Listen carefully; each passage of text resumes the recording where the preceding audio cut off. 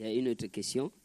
Si Jésus est Dieu, créateur, quand il priait, il s'adressait à qui? Très bien. Ça, c'est une question qu'un bien-aimé nous a envoyée par texto. Et la question a deux volets. Très bien, continuez. Le deuxième volet, c'est que pourquoi l'Écriture dit qu'il est assis à la droite de Dieu? Très bien. On va répondre par la petite grâce. Prenez vos Bibles à la maison, parce que ça, c'est le temps de l'éclaircissement. C'est l'évangile éternel. Nous disons ceci, une question nous est posée. Si Jésus est Dieu créateur, Jésus priait quel Dieu? C'est ça, vous frère? Un Dieu qui prie un Dieu. C'est un peu comme ça. Et nous disons, nous puisons tout dans un homme qu'on appelle Moïse. Ça dit que ce n'est pas étonnant de voir Dieu créateur qui prie. Prends, frère, Exode chapitre 34, verset 4. Exode 34, verset... Commencez par le verset 4. Verset 4. Oui, même verset 5. Moïse tailla 2 tables de pierre, comme les premières. Il se leva de bon matin et monta sur la montagne de Sinaï, selon l'ordre que l'Éternel lui avait donné. Et il prit dans sa main les 2 tables de pierre. Verset 5. Voilà. L'Éternel descendit dans une nuée. Attention, frère. Ici, l'Écriture dit que l'Éternel descendit dans une nuée. Se tint là auprès de lui. Attention, se tint là auprès de lui. Lui là, c'est qui? C'est Moïse. C'est-à-dire l'Éternel se tint là, debout auprès de Moïse. Continuez, frère Élisée. Et proclama le nom de l'Éternel. Ah, attention, mon frère Élisée. L'Éternel descendit dans une nuée. Exode chapitre 34, verset 5. Et l'Éternel proclama le nom de l'Éternel. Le frère nous a posé la question. Si Jésus est Dieu, comment un Dieu peut prier un autre Dieu? Bon, Jésus était Dieu, il s'adressait à qui? Nous disons que dans notre évangile, Dieu prie Dieu. Pourquoi nous disons ça? Parce que dans Exode chapitre 34, verset 5, l'Écriture dit que l'Éternel descendit dans une nuée. Et l'Éternel fait quoi, frère? Il proclama le nom de l'Éternel. Là-bas, il y a combien de l'Éternel? On dirait 2. On dirait 2. Parce que l'Écriture dit que, frère, nous on ne commente pas. Reprends seulement la lecture, frère Élisée. Exode chapitre 34, verset 5. Reprends, frère Élisée. L'Éternel descendit dans une nuée, se tint là auprès de lui, et proclama le nom de l'Éternel. Continuez.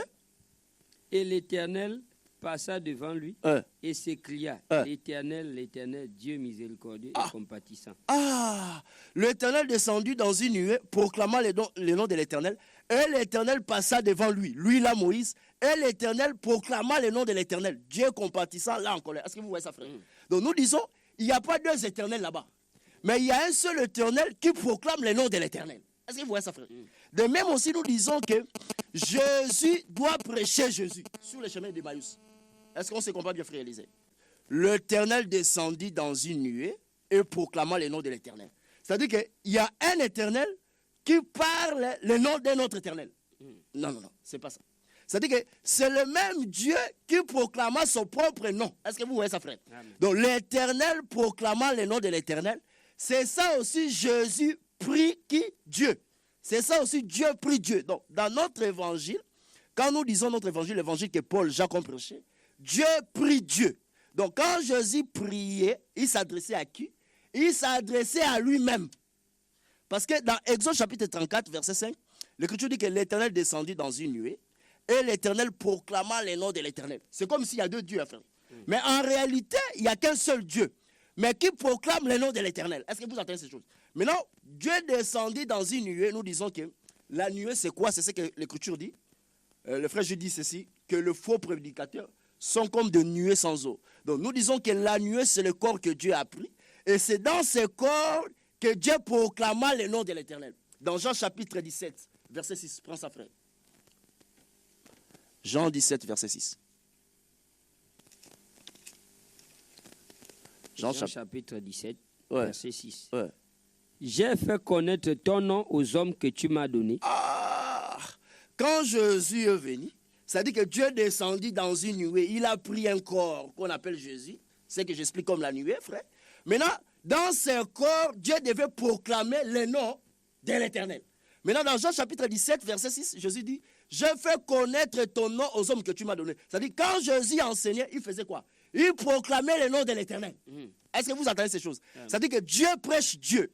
Dieu prie Dieu. Dans notre évangile, Dieu prie Dieu, Dieu prêche Dieu. Sur le chemin d'Emmaüs, Jésus parlait de lui aux disciples, mais les disciples ne savaient pas que ça, c'était Jésus. Est-ce que vous comprenez ces choses? C'est-à-dire que nous voulons dire aux frères, quand on parle de Dieu, Colossiens chapitre 2, verset 9. Allez-y, frère, lisez. Colossiens chapitre 2, verset 9. Colossiens chapitre 2, verset 9. Oui. Car à lui habite corporellement toute la plénitude de la divinité. Ah, attention frère. L'Éternel descendit dans une nuée et proclamant le nom de l'Éternel. C'est ça, Dieu prêche Dieu. C'est aussi la même chose, Jésus prie Dieu. Dieu prie Dieu. Parce que Jésus, c'est lui le Dieu créateur. Est-ce qu'on se comprend bien, frère? Amen. Maintenant, frère Paul dit ceci, pour ceux qui sont à la maison. Colossiens chapitre 2, verset 9 égale à Colossiens chapitre 1, verset 10. En lui habita corporellement, c'est-à-dire dans les corps, toute la plénitude de la divinité de Dieu. Est-ce qu'on se comprend bien, frère?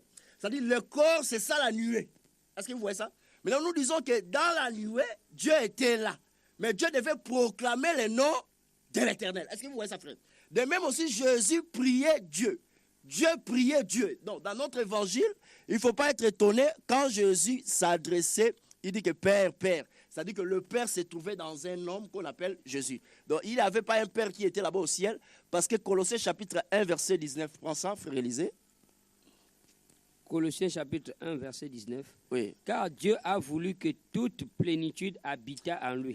J'adore ces choses, frère. Car Dieu a voulu toute plénitude, pas une partie, frère. Est-ce que vous comprenez ces choses? Toute la plénitude de la divinité de Dieu habitant dans un corps qu'on appelle Jésus. Donc quand Jésus marchait sur la terre, c'était Dieu qui s'est baladé sur la terre. C'est-à-dire que quand Jésus priait Dieu, il s'adressait à lui-même. Il n'y avait pas un Dieu là-bas au ciel. Dieu était dans un homme qu'on appelle Jésus. Est-ce qu'on se comprend bien? Donc le corps, c'est ça la nuée, frère. C'est-à-dire Dieu prie Dieu. Donc, frère, il ne faut pas être étonné quand Jésus priait. C'était aussi un enseignement pour nous faire voir. Parce que nous devons suivre les traces de qui, frère? De Christ, de Jésus. Donc Jésus voulait tout simplement enseigner que tout homme qui a ce corps adamique, qui a la foi, il doit prier. Est-ce que vous comprenez ces choses? C'est-à-dire, si Jésus a prié, c'était pour nous montrer un exemple à suivre. Est-ce que vous comprenez ces choses? Parce que Jésus ne pouvait pas prier, il pouvait guérir. Mais s'il a fait toutes ces choses, c'est pour nous enseigner que vous devez suivre ces traces. C'est-à-dire, tout homme qui a le corps adamique, frère, il est faible. Est-ce que vous comprenez ces choses? Amen. Voilà comment nous expliquons. Dieu prie Dieu, c'est la même chose aussi. Dieu prêche Dieu. Voilà un peu en résumé. Maintenant, il y avait une sous-question. La version, l'autre volet. C'est quoi, frère? L'Écriture dit qu'il est assis à la droite de Dieu. L'Écriture dit qu'il est assis à la droite de Dieu. Voilà. Prends Marc chapitre 16, verset 19. Non numéro c'est 03 02 58 20. Marc chapitre 16, verset 19. Frère Élisée. Marc chapitre 16, verset 19. Le Seigneur, après leur avoir parlé, fut enlevé au ciel et il s'assit à la droite de Dieu. C'est-à-dire Jésus, après sa mort, sa résurrection, il est apparu aux disciples. L'Écriture dit, quand il est enlevé, il est assis, où frère? À la main droite de quoi? De Dieu. Maintenant, frère Paul dit dans 1 Corinthiens chapitre 1, allons-y, vérifions ça, frère, parce que c'est très important. Prenez vos Bibles à la maison. 1 Corinthiens chapitre 2, verset 13. 1 Corinthiens chapitre 2, verset 13, vous lisez à la maison. Frère Élisée, prends ça pour le frère bien-aimé. 1 Corinthiens chapitre 2, verset 13. Et nous en parlons, non avec des discours qu'enseigne la sagesse humaine, mais ceux qu'enseigne l'esprit, employant un langage spirituel pour des choses spirituelles. Frère, nous employons un langage spirituel pour les choses spirituelles. C'est-à-dire que quand dans les Écritures, on nous parle que Jésus, après sa mort et sa résurrection, il est assis à la main droite de Dieu. Attention, frère. C'est-à-dire que si nous voulons parler des choses spirituelles, qui est la parole, nous devons aussi tenir un langage spirituel. C'est-à-dire quand nous disons la main droite, pourquoi l'Écriture dit d'abord la main droite pas la main gauche. Il y a déjà un pourquoi. Est-ce que vous comprenez ces choses? Maintenant, l'Écriture dit que Jésus est assis à la main droite de Dieu. Cela veut dire quoi? Jean chapitre 4, verset 24. Frère Élisée, prends ça. Jean chapitre 4, verset 24. Oui. Dieu est esprit, et il faut que ceux qui l'adorent en esprit et en vérité. Très bien, frère. Dieu est esprit. Maintenant, l'Écriture dit que Jésus est assis à la main droite de Dieu. Or, Dieu est esprit. C'est-à-dire que quand nous disons la main droite, ce n'est pas une main visible comme ça, comme je tiens ma main comme ça. Est-ce que vous voyez ça, frère? C'est-à-dire que ce qui est naturel doit expliquer le spirituel. Est-ce qu'on se comprend bien, frère? Maintenant, nous disons, quand l'Écriture dit que Jésus est assis à la main droite de Dieu, Jean chapitre 4, verset 24, l'Écriture dit que Dieu est esprit. Donc, ce n'est pas une main visible comme ça. Tu vois qu'il y a une main là à côté. Maintenant, Jésus est assis maintenant à la main droite comme un petit enfant là. Maintenant, Dieu l'envoie. Va, fais ceci. Non, non, non. On ne comprend pas Dieu comme ça en français. Est-ce que vous comprenez bien? Parce que Dieu est esprit. Maintenant, aujourd'hui, on doit expliquer le peuple de Dieu. Quand nous disons la main, quand nous disons les doigts, dans les Écritures, ça veut dire quoi, frère Élisée? Prends d'abord Luc chapitre 11, verset 20. Frère Élisée, allez-y vite. Nous voulons tout simplement d'abord expliquer la main. Allez-y vite, frère. Luc chapitre 11, verset 20. Oui. Mais si c'est par le doigt de Dieu que je chasse les démons, le royaume de Dieu est donc venu vers vous. Ah! Jésus a guéri un homme. Les gens disent que celui-ci chasse les démons par le chef des démons qui est Belzéboul. Est-ce que vous voyez ça? Jésus dit, mais si par les doigts de Dieu que je chasse les démons, le royaume de Dieu est venu vers vous. Est-ce que vous entendez ces choses? Donc quand Jésus chassait les démons, il chassait par les doigts de Dieu. Les doigts, c'était comment? C'est pas ce que maintenant les faux prophètes font. Donc il fait chasser les démons, il met les doigts comme ça. Take it. Non. Papa prophète, si tu n'as pas l'explication, c'est la mort. Reprends la lecture, frère Élisée. Reprends ça, j'aime ça, frère. Luc chapitre 11, verset 20. Oui. Mais si c'est par le doigt de Dieu que je chasse les démons, le royaume de Dieu est donc venu vers vous. Donc quand Jésus chassait les démons, frère Élisée, c'était par quoi? Par les doigts de Dieu. Est-ce que Jésus faisait comme ça?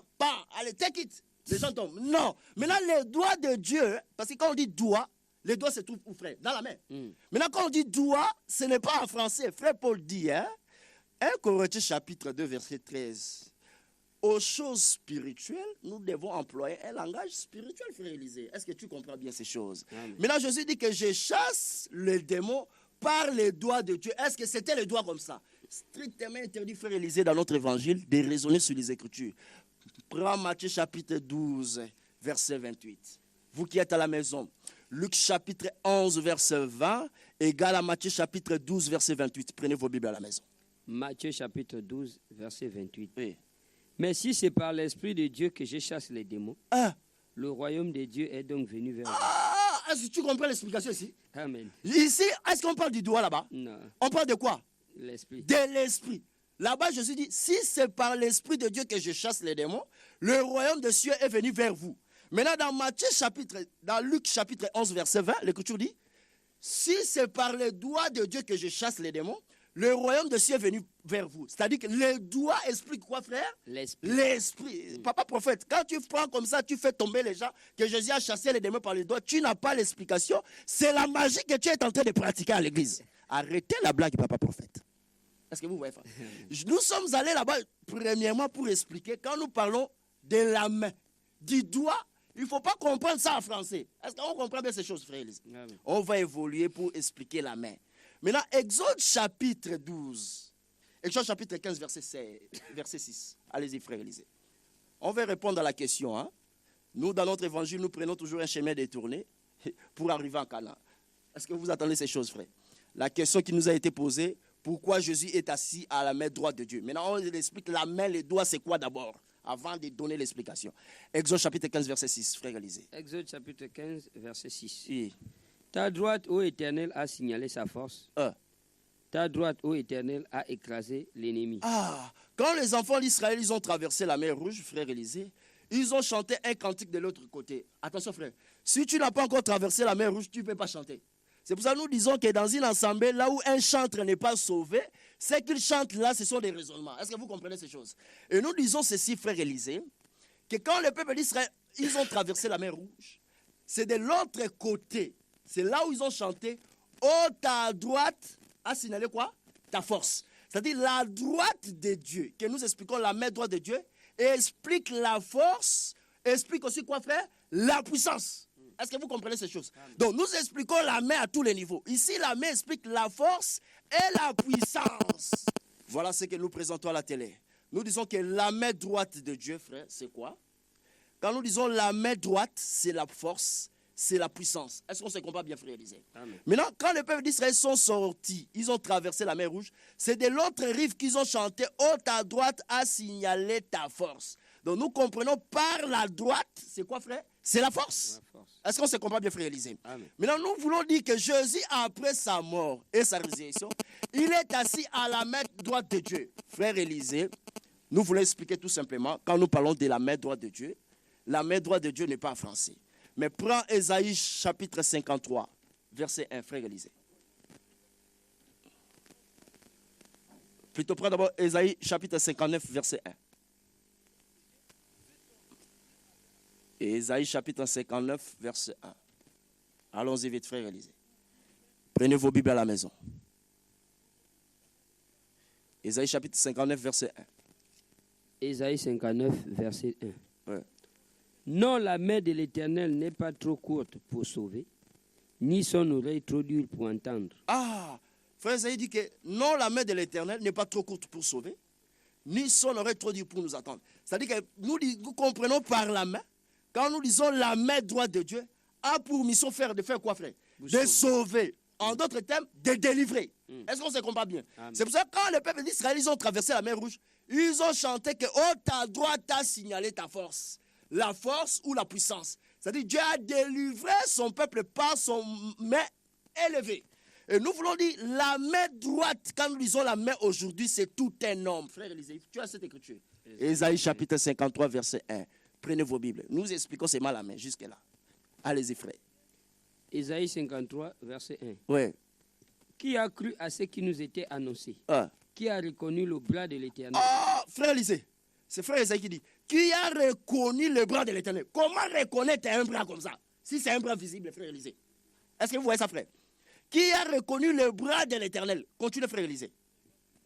Il s'est levé devant lui. Ah, il s'est levé devant lui. Comme une faible plante. Voilà. Comme un rejeton qui sort d'une terre desséchée. Ah, ici, c'est la prophétie. Il parlait de la personne du Seigneur Jésus. Donc, Jésus crie, c'est lui une faible plante, frère. Est-ce que vous comprenez ces choses? C'est lui l'agneau comme immolé. C'est lui le bras de l'Éternel. Est-ce qu'on se comprend bien, frère? Qui a reconnu le bras de l'Éternel? Nous disons que quand Dieu a pris le corps humain dans un homme qu'on appelle Jésus, quand Jésus marchait, c'est lui qui était le bras de Dieu, frère. C'est lui qui était la délivrance pour tout un peuple qui est Israël. Est-ce qu'on se comprend bien, frère? Donc quand nous disons la main droite, c'est tout un homme aujourd'hui qui est Jésus. Est-ce que vous voyez ces choses, frère? Nous voulons tout simplement expliquer la main. Quand nous parlons la main dans les Écritures, on va expliquer ça à tous les niveaux, frère. Prends Deutéronome chapitre 25. Verset combien, frère Élisée? 11. On explique d'abord la main, frère. Allez-y, frère. Deutéronome 25, verset 11. Deutéronome 25, verset 11. Lorsque les hommes se querelleront ensemble, l'un avec l'autre, si la femme de l'un s'approche pour délivrer son mari de la main de celui qui le frappe, si elle avance la main et saisit ce dernier par les parties honteuses, continue, frère. 12, voilà. Tu lui couperas la main, tu ne jetteras sur elle aucun regard de pitié. Attention, frère Élisée, c'est que frère Moïse dit dans Deutéronome chapitre 25, verset 11. S'il y a les hommes, est-ce que vous comprenez ces choses? Ils sont en train de se quereller. Est-ce que frère Élisée, tu comprends bien ces choses? C'est-à-dire que s'il y a des hommes ou deux hommes, ils sont en train de se quereller, frère. C'est-à-dire maintenant, parmi ces hommes, s'il y a une femme, hein, frère Élisée, tu comprends? De l'homme qui est en train de se quereller avec son prochain. Maintenant, s'il y a une femme à côté et que cette femme veut sauver la vie de qui, frère? De son mari, en faisant quoi? En touchant la partie honteuse. C'est-à-dire, quand nous disons la partie honteuse, c'est quoi, frère? C'est le sexe. Est-ce qu'on se comprend bien, frère Élisée? Maintenant, frère Moïse interdisait déjà à la femme de toucher la partie honteuse. Vous savez pourquoi? Parce que c'est là où la semence sort. Alors, Paul a déjà vu ça et Paul a répété Moïse. Je ne veux pas que la femme enseigne. C'est ça, toucher la partie honteuse. Là où la semence sort, la femme ne peut pas toucher. Paul a déjà vu Moïse. Paul a déjà répété Moïse. Pour bien prêcher, il faut voir Moïse, frère. Mais nous ne sommes pas là, frère. Ça, c'était juste une parenthèse. Mais là où nous sommes, c'est que cette femme qui veut sauver son mari. Pourquoi? Parce qu'il y a deux hommes qui sont en train de se quereller. Maintenant, la femme qui est là, il veut sauver son mari en touchant la partie honteuse. Est-ce que vous comprenez ces choses? Voilà ce qui va se passer. L'Écriture dit ceci, que l'homme à qui on veut toucher sa partie honteuse, est-ce que vous voyez ces choses? Il va couper la main de qui? De la femme. La main de cette femme. Pourquoi couper la main de cette femme? Parce que là, la femme veut sauver qui? La vie de son mari. Nous disons que quand Dieu a envoyé le peuple d'Israël en Égypte, c'est Moïse qui était le mari. Et le peuple était la femme. Est-ce que vous comprenez ces choses? Amen. Mais Jésus a trouvé une femme qui était restée sous l'esclavagisme. Quand Jésus est venu comme le véritable mari, il a dit, si le Fils vous a franchi, vous serez réellement libre. Nous disons que Dieu, dans la loi, il avait une femme. Et le mari, c'était qui, frère? C'était la loi. C'était Moïse. Nous disons maintenant, quand Jésus est venu comme le véritable mari, maintenant il y avait les querelles. Est-ce qu'on se comprend bien, frère Élisée? Maintenant, Jésus disait, Moïse vous a dit. Est-ce que vous comprenez? Moi aussi, je vous dis. Tu vois les querelles? Donc, quand Jésus explique Moïse, c'est comme les querelles en Israël. Oh, mais toi, tu dis détruisez ce temple. Après 3 jours, on va les rebâtir. Est-ce que tu comprends ces choses?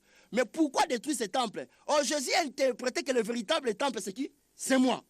Oh, Jésus prend un homme, il guérit le jour du sabbat. Oh, Moïse a dit que le jour du sabbat, l'homme ne peut pas travailler. Est-ce que tu comprends ces choses?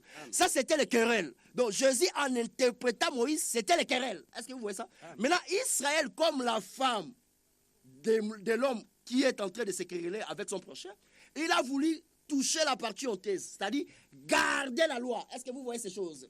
Donc, Israël a voulu garder la loi. C'est là où maintenant, cet homme doit prendre la main pour couper.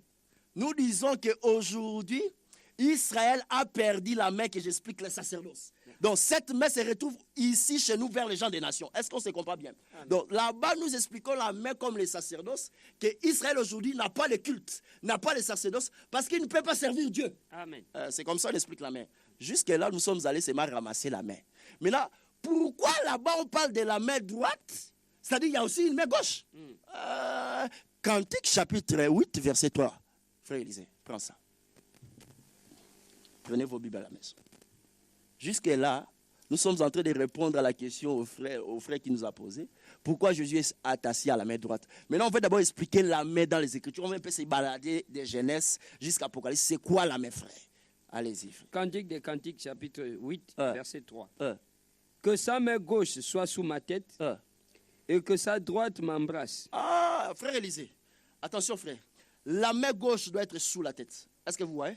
Et la main droite doit embrasser la femme. Est-ce qu'on se comprend bien la chose? C'est-à-dire que si la main gauche est sous la tête, c'est la main droite qui attire. Est-ce qu'on se comprend bien la femme? Nous disons, quand la main gauche n'est pas sous la tête, frère, tu vas te cogner à terre. C'est pour ça qu'il y a des assemblées où les gens se cognent déjà à terre parce que la main gauche n'est pas sous la tête. Ils n'ont pas vu Moïse, ils prêchent mal. Ils sont en train de se cogner seulement. Maintenant, nous, dans notre assemblée, comme la femme, la main gauche doit être sous la tête de la femme, mais c'est la main droite qui explique l'amour, qui doit attirer la femme. Est-ce qu'on comprend bien? Donc, dans les Écritures, nous avons la main gauche et nous avons la main droite. Or, la main gauche, frère, c'est qui? La main gauche, c'est la dispensation de la loi, c'est Moïse. Donc, Moïse, frère, c'est qui? C'est Genèse. Moïse, c'est qui? C'est Exode. Moïse, c'est qui, frère? C'est Lévitique, c'est Nombre, c'est Deutéronome. Donc, les 5 livres de Moïse expliquent la main gauche. Est-ce que vous comprenez bien ces choses? Maintenant, nous disons que les 5 dons ministériels, Éphésiens chapitre 4, verset 11, explique quoi, frère Élisée? La main droite. Amen. Maintenant, l'Écriture dit ceci. Maintenant, nous voulons répondre que Jésus est assis à la main droite. Ça veut dire quoi? Que Jésus, après sa mort et sa résurrection, il continue à travailler dans l'église par la main droite. C'est-à-dire que par les 5 dons ministériels. Maintenant, frère Élisée, il faut maintenant avoir une écriture qui dit qu'aujourd'hui, Dieu continue à travailler par la main. 2 Corinthiens chapitre 3, verset 2. Prenez vos Bibles à la maison. Nom numéro 03 58. 03 02 58 20. Allez-y. 2 Corinthiens chapitre 3, verset 2. 2 Corinthiens, chapitre 3, verset 2. Ouais. C'est vous qui êtes notre lettre écrite dans nos cœurs. Continuez. Connue et lue de tous les hommes. Vous êtes manifestement une lettre de Christ, écrite par notre ministère, J'adore ces choses. non avec de l'encre, J'aime ça, frère. mais avec l'Esprit de Dieu, Ah, du Dieu vivant. très bien. Frère Paul dit ceci, vous êtes des lettres écrites dans nos cœurs.